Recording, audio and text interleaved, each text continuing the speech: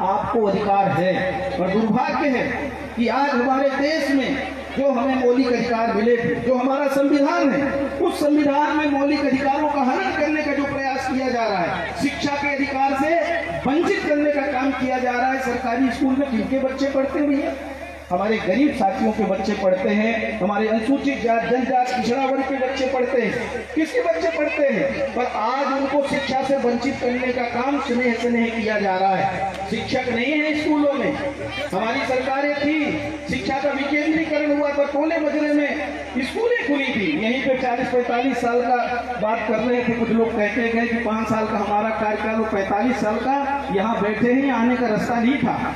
हमारे पिताजी भी जब चुनाव लड़ते थे तो ये पहाड़ में चढ़ के आते थे। धीरे धीरे चारों तरफ जो सड़कों का निर्माण हुआ है, आज जिधर भी चले जाइए और जो भी आज स्कूलें दिख रही हैं, स्कूल देख लीजिए, जो भी भवन बने हैं, और चाहे संस्थाएं हो, प्राथमिक स्वास्थ्य केंद्र हो, बुनियादी सुविधाएं। हमने आपका भोज विश्वविद्यालय का पोखरा में केंद्र भी खोला था, और इसी सरकार ने बंद करने का चल रहा है अभी क्या बंद करने का काम किया। हमने विधायक निधि से पैसा जमा करा के और हमने केंद्र।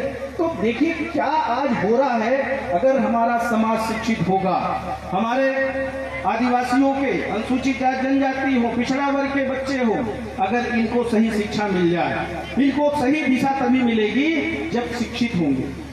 और बाबा साहब ने कहा था, शिक्षित बनो, संगठित रहो और संघर्ष करो। ये हमारा मौलिक अधिकार है। पर आज बड़ा दुर्भाग्य है कि हमारे पढ़े लिखे नौजवान लड़के जिनने पढ़ लिया है 18 साल से, कोई भर्तियां नहीं हुई हैं। ये चर्चा होनी चाहिए। ये कोई राजनीतिक मंच नहीं है, पर आज हमारे सामने क्या परिस्थिति है, हमारे सामने आज क्या स्थिति है, इन सब बातों पे भी चर्चा। तो नहीं गए हूँ, सही बात जब सुननी चाहती हूँ। आज हमारे नौजवानों को रोजगार चाहिए। आज हमारे बच्चे पढ़ लिख के भटक रहे हैं। एक से शिक्षित लोग अभी आंगनबाड़ी सहायिका की जगह निकली है। आज कुछ लोग आए थे हमारे पास और हमारी बहनें, जिन्होंने MCA, BSc, MSc, BEd, MAd सब करने के बाद भी आंगनबाड़ी सहायिका में आवेदन जमा करने, कितने दुर्भाग्य की बात है। और स्कूलों में जगह खाली है, स्कूलों में शिक्षक नहीं है, अति शिक्षकों से काम चला रहे। ये किसने ये व्यवस्था ऐसी की है? आज ये चिंता करने की आवश्यकता है, क्योंकि हमारे जो फतेह बहादुर सिंह मरकाम साहब हैं, उन्होंने कहने की कोशिश की और उन्होंने यही आज हमें सबसे ज्यादा आवश्यक है। अगर हम शिक्षित हो गए, हमने अपने अधिकारों को समझ लिया, तो फिर हमारा कोई कुछ नहीं कर सकता। इसलिए हमारा कभी मरकाम, उनकी बात हो रही थी, दादा हीरा सिंह मरकाम की। हम जब मंत्री थे तो अभी उनका जन्म जयंती समारोह मनाया जाता था दादा का। उसके बाद तो उनका निधन हो गया। हम मंत्री थे, कमलनाथ जी को जाना था, कमलनाथ जी ने हमको अधिकृत किया, उनका कहीं और कार्यक्रम हो गया। और दादा मरकाम से, हीरा सिंह जी से उनके जयंती समारोह अमरकंटक में गए हम और घंटों उनके साथ रहे। और जब उनसे चर्चा हुई तो उन्होंने खुद कहा, ये एहसास किया उन्होंने कि नहीं, हमसे थोड़ी गलती हुई थी और हम समझ नहीं पाए कि हमने जो अपने सब जगह कैंडिडेट खड़ा किया और उसकी वजह से कांग्रेस पार्टी कमजोर हुई। और जब कांग्रेस पार्टी कमजोर हुई तो जितने हमें अधिकार मिले थे, शिक्षा का अधिकार, स्वास्थ्य का अधिकार, सड़कों का, नौकरी का, आज जो अधिकारी कर्मचारी हैं जिनको आज पदोन्नति हो जाना था, आज वो घर बैठे, उनकी पदोन्नति नहीं, ऐसे रिटायर्ड हो रहे, ये बैठे हैं, इनको DO साहब होना था। ये क्योंकि पदोन्नति नहीं हो रही है। किसने रोक लगा के रखी है? वर्तमान सरकार ने रोक लगा के रखी है। ये सब चर्चा होनी चाहिए। ऐसे मंच पर चर्चा नहीं होगी तो हम समझते हैं कि फिर ऐसे महान पुरुष को स्मरण करने का कि कोई महत्व नहीं है। तो हमारे सामने जो वर्तमान में परिस्थिति है, इस परिस्थिति से हमें लड़ना होगा, समझना होगा कि अगर खाद्य सुरक्षा अधिनियम दिया तो किसने दिया? सर्व शिक्षा अभियान के तहत स्कूल ड्रेस, मध्याह्न भोजन, गरीब के बच्चे पढ़े, साइकिल, ये किसने लागू किया था? साला गारंटी योजना जो शुरू हुई थी, उसे टोले मजरे के लड़के को नौकरी मिल जाती थी, किसने अधिकार दिया था? इन सब बातों को जनपद में, जिला पंचायत में जो अधिकार, पंचायती राज का विकेंद्रीकरण किया था, अधिकार देने का काम किस सरकार ने किया था? इन पे सब पे चर्चा होनी चाहिए। पेशा कानून की चर्चा की आपने, उसका हमारी सरकार, हमारे नेता हमेशा चाहते हैं, उस पर चर्चा करते हैं। और अगर ये हम बता देते हैं कि अगर अधिकार, हमारे आदिवासी भाइयों की जमीन बेचने पे अगर प्रतिबंध नहीं होता, ये आदिवासी की जमीन आदिवासी ही खरीद सकता है। तो आज किसी आदिवासी के पास 1 बीघा जमीन भी नहीं होती। ये कानून किसने बनाया था? ये सब चीजों पे चर्चा होनी चाहिए। हम हमारे वर्ग से किसी को हम आसमान पे बिठा दें और उसको हम अधिकार विहीन बना के रखें, तो ऐसे सत्ताधीशों की हमें आवश्यकता नहीं है। जैसा कि हमारे वक्ताओं ने अपने फतेह बहादुर सिंह जी ने कहा था कि हमारे कई जनप्रतिनिधि बनते हैं, हमारे वर्ग से बनते हैं, और वो हमारी आवाज नहीं उठाते, तो फिर किसी काम के नहीं है। और आपको हम बता देना चाहते हैं, आप सबके आशीर्वाद से हमें पार्टी के अंदर जब भी मौका मिलता है और हमें लगता है कि कहीं हमारे अनुसूचित जाति जनजाति पिछड़ा वर्ग के लोगों के साथ अन्याय हो रहा है, सरकार नाइंसाफी कर रही है, पार्टी के अंदर कहीं कमी आ रही है, तो हम खुल के आवाज उठा के हमारा यूट्यूब वगैरह पे विधानसभा का भी आप चर्चा सुन लीजिएगा। आज एमपीपीएससी की परीक्षा होने के बाद 3 साल से बच्चे एमपीपीएससी में बैठते हैं, परीक्षा रिजल्ट नहीं आ रहा है कि किनका नुकसान हो रहा है। कितने सारे deputy collector, DSP, excise officer सब विभागों में हमारे अनुसूचित जाति जनजाति पिछड़ा वर्ग के भाई बहन पहुंचते, नौकरी करते। आज हमारी बहनें इधर इतनी बैठी है, हम चाहते हैं कि आने वाले समय में बराबरी से आगे वो भी बैठे, इसी की तो आज आवश्यकता है। और जब तक हम इस तरह से नहीं चलेंगे, और हम जरूर निवेदन करेंगे कि यहाँ पे बहुत अच्छी चर्चा हुई, पर हमारी जो पुरानी कुछ कुरीतियां हैं उस पर हमको काम करने की आवश्यकता है। आज जरूरत है कि भारत का संविधान सुरक्षित रहे, भारत की संस्कृति सुरक्षित रहे, हमारा जो गौड़ समाज है, गौड़ समाज की जो कलाकृतियां हैं, जो संस्कृति है, वनाधिकार है, वो उनको मिले। पर इसके साथ साथ हमें समय के अनुसार भी चलना पड़ेगा। आज में बहुत चुनौती है, जहाँ एक तरफ स्मार्ट सिटी की बात होती है, डिजिटल इंडिया की बात होती है, जहाँ एक तरफ बड़ी बड़ी बातें होती है। आज देखिए समय के अनुसार अगर आप नहीं बदलते, आज सबके पास मोबाइल है कि नहीं, कौन लेके आया था? राजीव गांधी जी लेके आए थे ये दूरसंचार की क्रांति।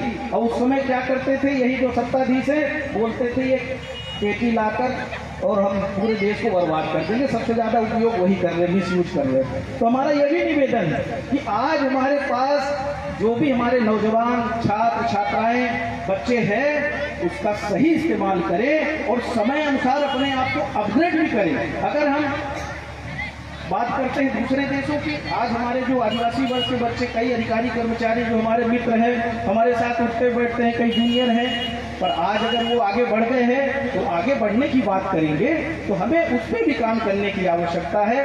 पुरानों का आशीर्वाद लीजिए, उनसे मार्गदर्शन लीजिए, जो हमारी अच्छी संस्कृति है, जो हमारी अच्छी परंपरा है, हम उसका निर्वहन करें। पर साथ साथ युवा पीढ़ी से भी हमारा निवेदन है, यहाँ पे युवा में हमारी युवा अध्यक्ष महिला की बैठी है, इधर हमारे डोंगरे जी है, बहुत सारे हमारे साथी यहाँ पर बैठे हैं। तो हमें नए जमाने के हिसाब से भी काम करना पड़ेगा, नहीं तो हम बहुत पिछड़ जाएंगे, हमारे अधिकार भी सुरक्षित नहीं बचेंगे। तो हमें समय के हिसाब से भी चलना पड़ेगा। यहाँ पर एक हमारे अशोक जी के हम सारी बातों से सहमत हैं, पर आज हम उस बलिदानी का हम आज बलिदानी दिवस मना रहे हैं, महान स्वतंत्रता संग्रामी का, जो महान स्वतंत्रता संग्राम के सेनानी थे, उनका हम आज बलिदानी दिवस मना रहे हैं। ऐसे शहीद जो देश के लिए शहीद हो गए, उनके ऐसे अवसर पर हम तो यही कहेंगे कि हम गांधीवादी विचारधारा के साथ आगे बढ़े। आपने किसी संगठन का नाम लिया था, वो लोग भी तो देश को तोड़ने में लगे हैं। वो लोग तो हमारे अधिकार को, किसने कहा था कि आरक्षण पर फिर से चर्चा होनी चाहिए, क्यों ये सारी स्थिति पैदा हो रही है?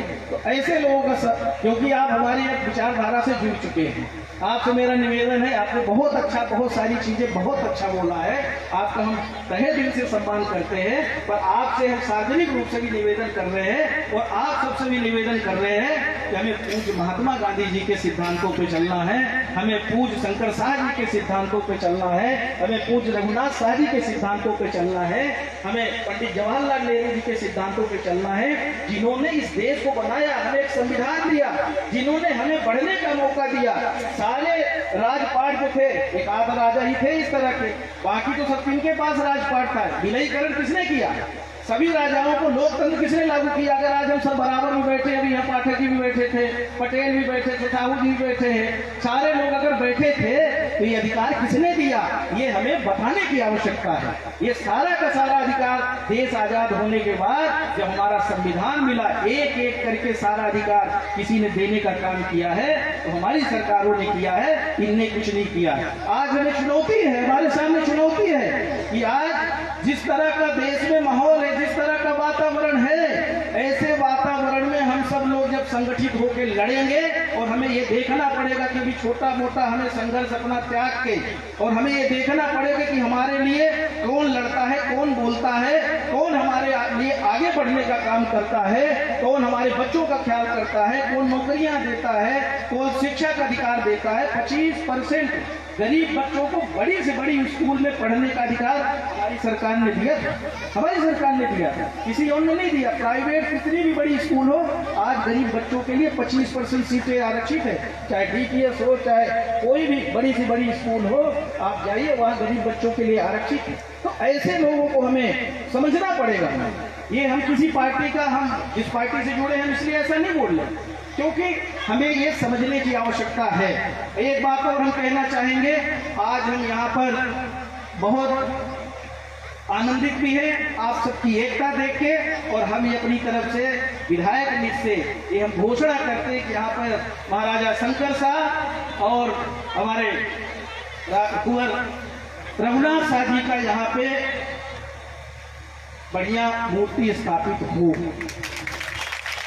मूर्ति स्थापित हो, हम उसको प्रेरणा देते, किसी ने आपने बोला नहीं, पर मुझे बहुत अच्छा लगा। और ऐसे महान विभूतियों से हमें और हमारे नौजवानों को, बच्चों को हमेशा प्रेरणा मिलती रहेगी।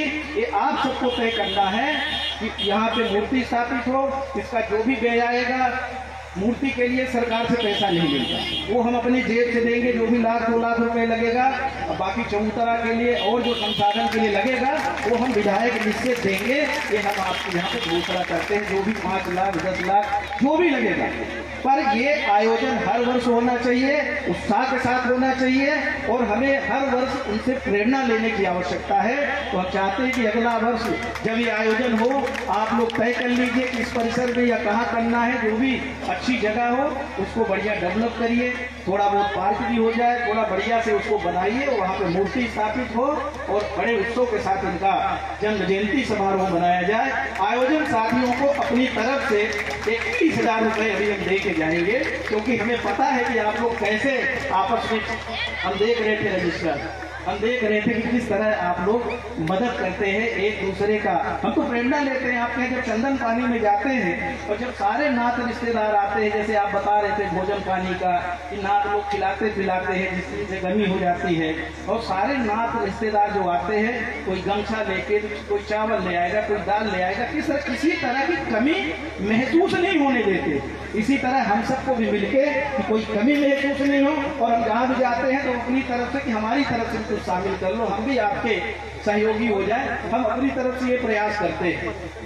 यहाँ हम अपनी तरफ से 21,000, और जो छत्तीसगढ़ से कलाकार साथी हैं इनको भी 2100 हम अपनी तरफ से इनका अभिनंदन करते हुए, इनका गीत, इनकी कला को हमने जो चुना, तो इनको भी 2100 रुपये अपनी तरफ से हम प्रदान करते हैं। आप सभी साथियों का यहाँ पर उपस्थित, मंचासीन हमने नाम नहीं लिया, बहुत लोगों का बुरा मत मानिएगा, आप सब हमारे आदरणीय हैं, सामने जो बैठे हैं माता बहन बड़े बुजुर्ग, सबका अभिवादन करते हैं और बहुत बहुत धन्यवाद करते हैं। पुनः महाराजा शंकर साहब, कुंवर रघुनाथ शाह जी के चरणों में सत्संग नमन करते हैं। जय हिंद, जय भारत, धन्यवाद।